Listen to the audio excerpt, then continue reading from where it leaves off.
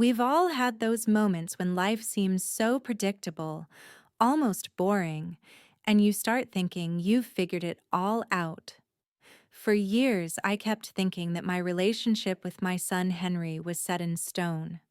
We were close, sure, but you know how it is. After a certain age, you just settle into a rhythm. We'd have our chats, our dinners, and everything felt pretty normal. But that trip, the one I thought would be just another weekend getaway, turned out to be the moment that changed everything. I'll admit, I wasn't excited about it at first. My friends had been raving about family trips for ages. It's a chance to reconnect, they'd say. I was skeptical. My husband, God bless him, had passed away a few years ago, and I hadn't traveled much since then. The idea of spending time with Henry, now in his 30s, felt more like a routine than a rejuvenating escape. He was a good son, but he was also a man with his own life. It had been a while since we had spent time together like we did when he was younger. But when Henry suggested we go on a little trip to the mountains, I couldn't resist.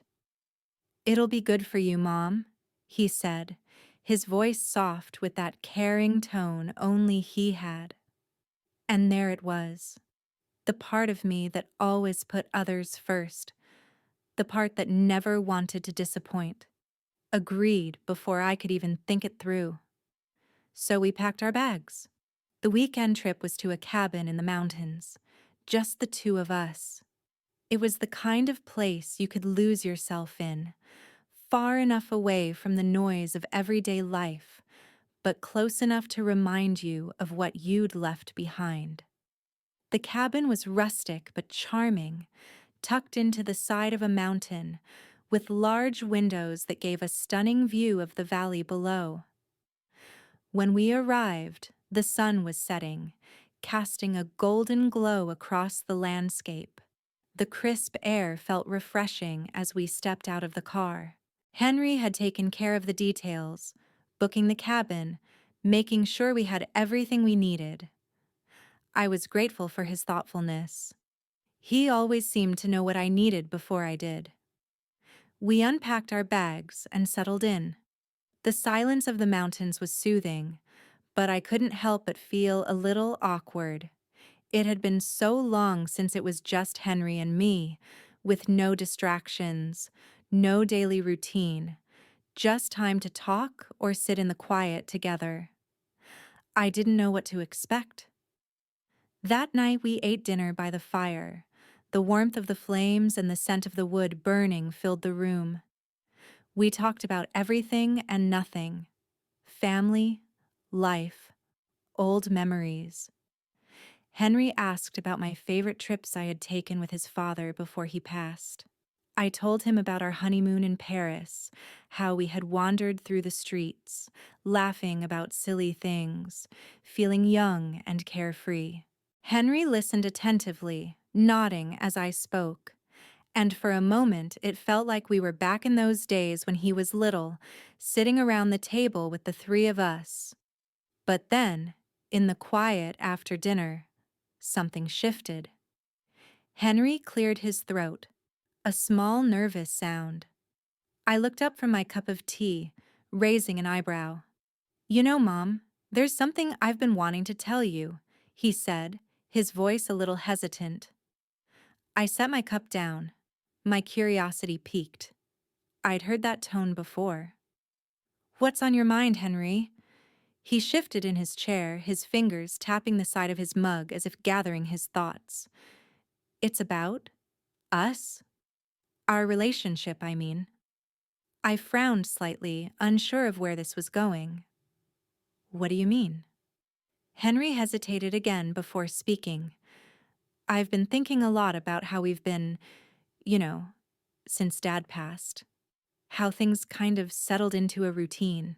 I think we both got comfortable with that, but I don't want us to miss out on the chance to really reconnect. I've noticed that we don't really talk about the deeper things, about what's really going on in our lives, and I think we should. I think we need to. I was taken aback. My son had always been someone I could rely on, but I never realized he had been carrying this feeling. His words hung in the air, and for a moment I didn't know what to say. I looked at him, my eyes softening.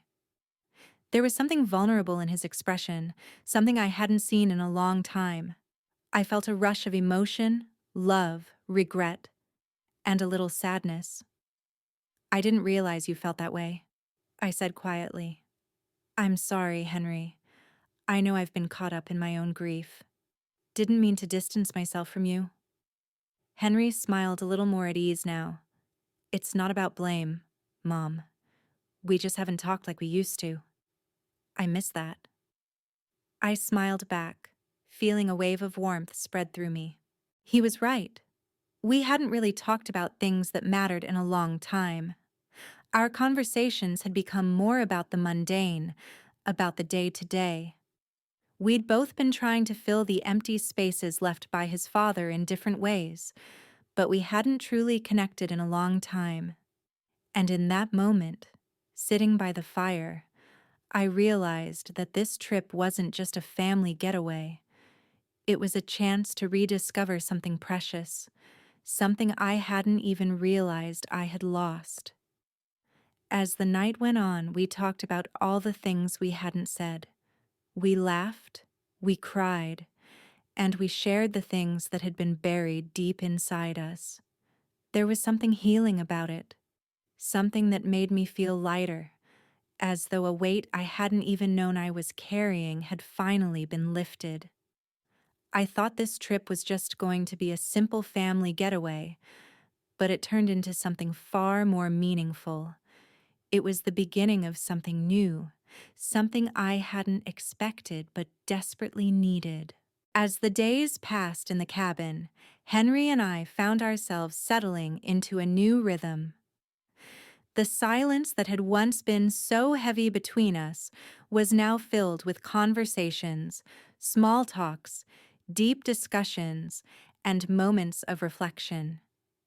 It was like peeling back layers of a relationship I thought I had known inside out, only to discover there was so much more beneath the surface. The morning started slow, with cups of coffee shared over the breakfast table, watching the fog roll down the mountainside. We would sit in companionable silence, and then, without fail, Henry would ask me a question that made me pause and think about life, about memories, about my own fears and hopes. Mom, he said one morning, his voice calm but serious, what's something you've always wanted to do, but never did? I had to think for a moment. At 57, I felt like I'd done most of what I'd set out to do.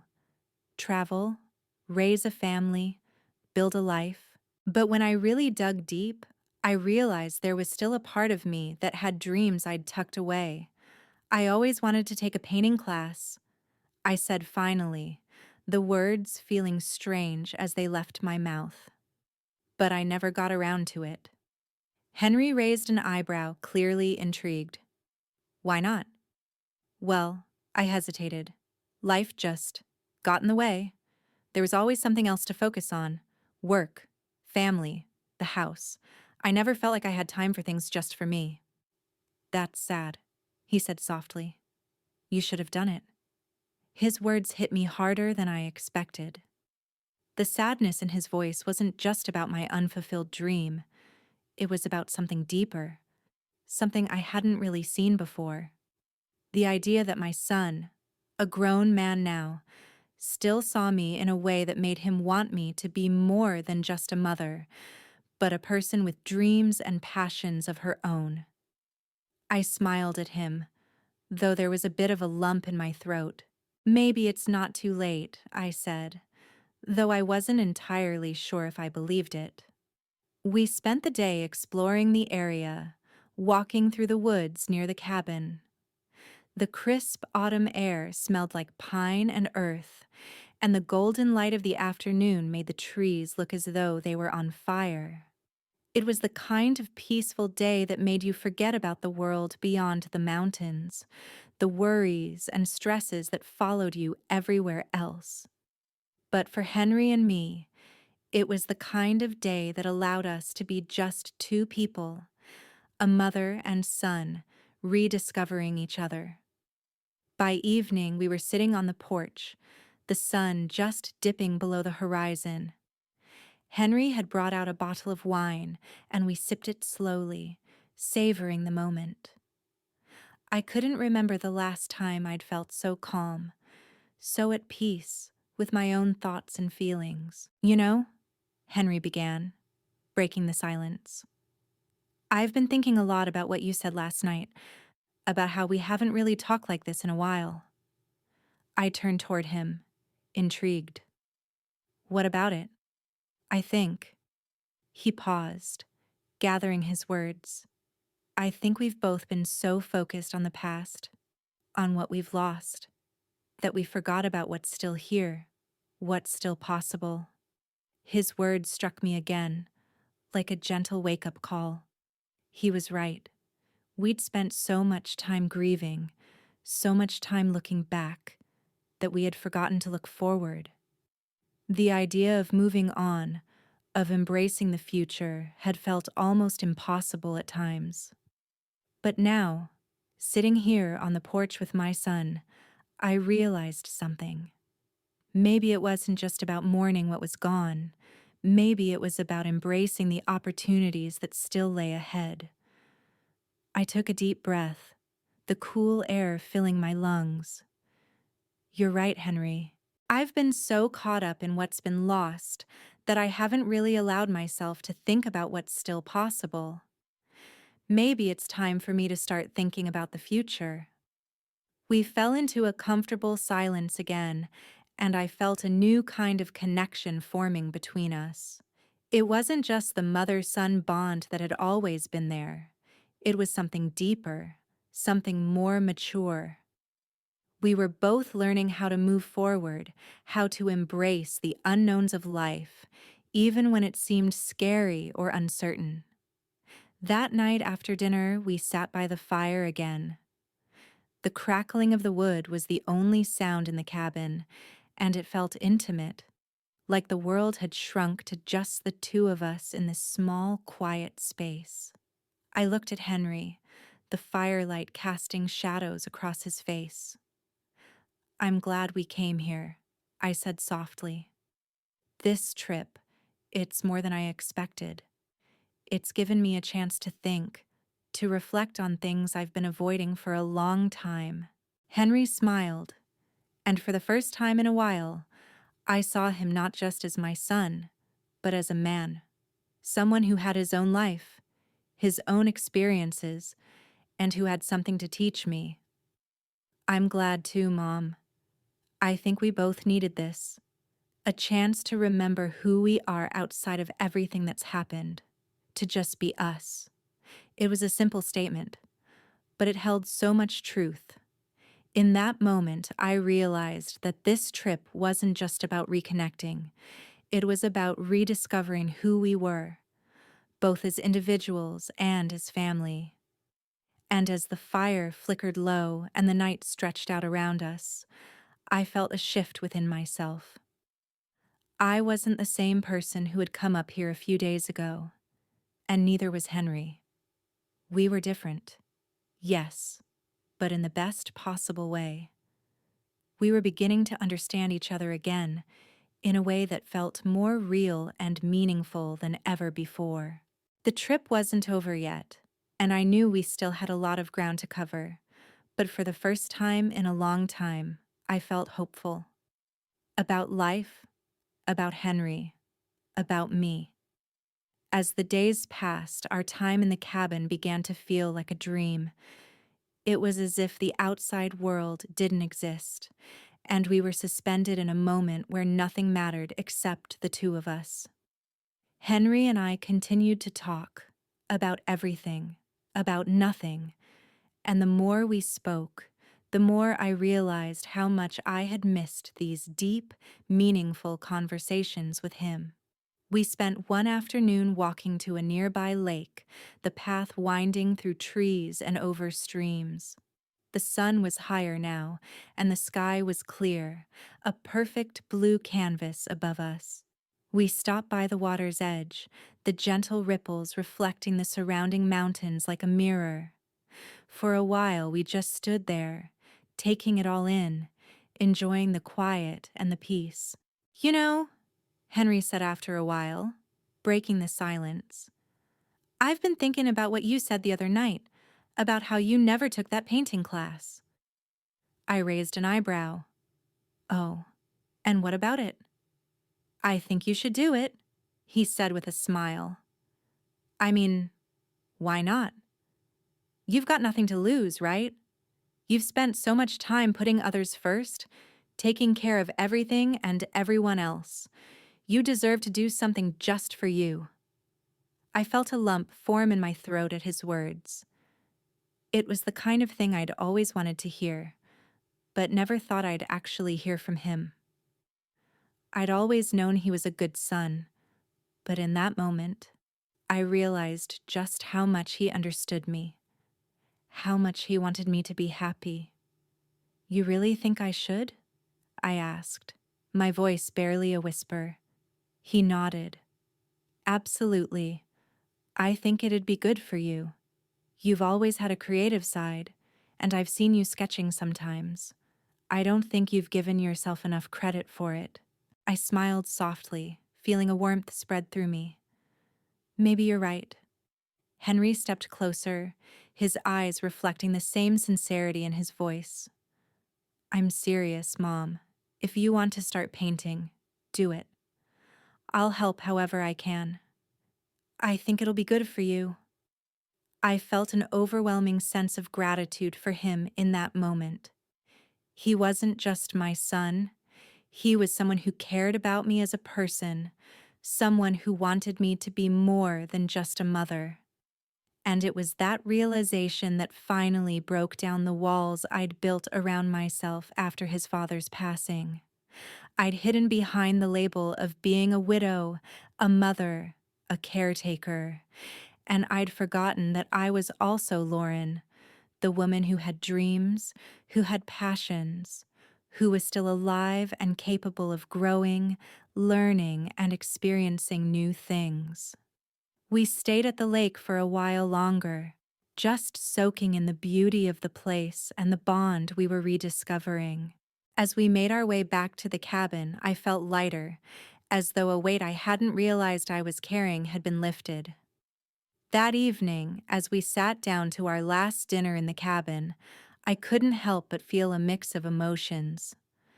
The trip had been everything I didn't know I needed. I had come up here thinking it would be a simple escape, a way to spend a few quiet days with my son, but it had turned into something far more profound. It had been a journey, one of healing, rediscovery, and growth. As we ate, Henry turned to me with a look in his eyes that I couldn't quite place. I'm really glad we did this, Mom. It feels like we've come full circle, you know, like we're both in a better place now. I smiled, feeling my heart swell. I am too, Henry. I think we've learned a lot from each other this week, about ourselves, about each other. He nodded, his expression softening. Yeah, and it's made me realize that I want to spend more time with you, not just on trips like this, but in everyday life. I don't want us to go back to just the routine. I want us to keep talking, keep sharing, keep growing together. I felt a deep sense of relief, a weight lifted from my shoulders. I had feared in the years since his father's passing that Henry and I would drift apart, that our lives would continue to move in separate directions with no real connection. But now, sitting across from him, I knew that wasn't the case. We were moving forward together. I think that's a good idea, I said, my voice thick with emotion. I think we can make it work. I want that too. As the evenings stretched on, we shared stories and laughter, and I realized just how much I had missed this. I had spent so many years grieving, so many years lost in my own sorrow, that I had forgotten how to truly live. But now, with Henry beside me, I was starting to remember what it meant to embrace life again. The trip wasn't just about reconnecting with Henry, it was about reconnecting with myself, with the parts of me I had forgotten or abandoned in the wake of grief.